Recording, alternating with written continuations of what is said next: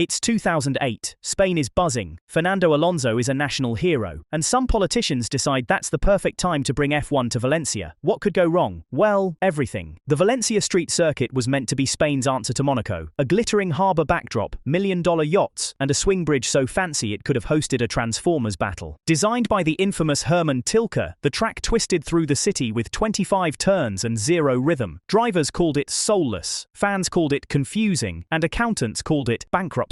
The layout made overtaking nearly impossible, the heat cooked the tyres, and half the seats were empty because locals couldn't afford the tickets. The first race in 2008 gave us Felipe Massa's victory and a controversial pit lane incident where he nearly T-boned another car. The last one, in 2012, gave Alonso his miracle home win, and then the silence began. After just 5 races, the government stopped paying, the deal to alternate with Barcelona collapsed, and F1 packed its bags. The track's infrastructure, built with public money, was left behind like a broken promise. Looters came next, ripping copper, cables, and even grandstand seats. What was once a bold symbol of progress turned into a $400 million urban ruin, fenced off and slowly being reclaimed by weeds and regret. Today, the track's remains weave through Valencia's marina, still faintly visible on Google Maps, a reminder that sometimes, F1 leaves behind more than tyre marks, it leaves scars. In theory, South Korea hosting a Grand Prix made perfect sense. A booming economy, a tech-savvy fan base, and a car industry that builds some of the world's best engines. Why not F1? So in 2010, they built the Korean International Circuit in Yeongnam. Once again, Hermann Tilke was handed the blueprints, and once again, he delivered a technical labyrinth that somehow lacked character. The track had fast corners, tight sectors, and a long straight that could host drag races, but its location was a logistical nightmare. It was literally in the middle of rice paddies. Fans had to travel hours from the nearest major city, and the infrastructure around the venue was unfinished when the first race began. There were plans for luxury hotels, shopping centers, and an entire motorsport city, none of which ever materialized. The first race looked like an aquatic disaster. Torrential rain flooded the track, safety cars led lap after lap, and Mark Webber's crash ended his title hopes. Alonso took the win, but the images of drenched spectators and mud-filled parking lots told a different story. Behind the scenes, the organizers struggled to pay the hefty $40 million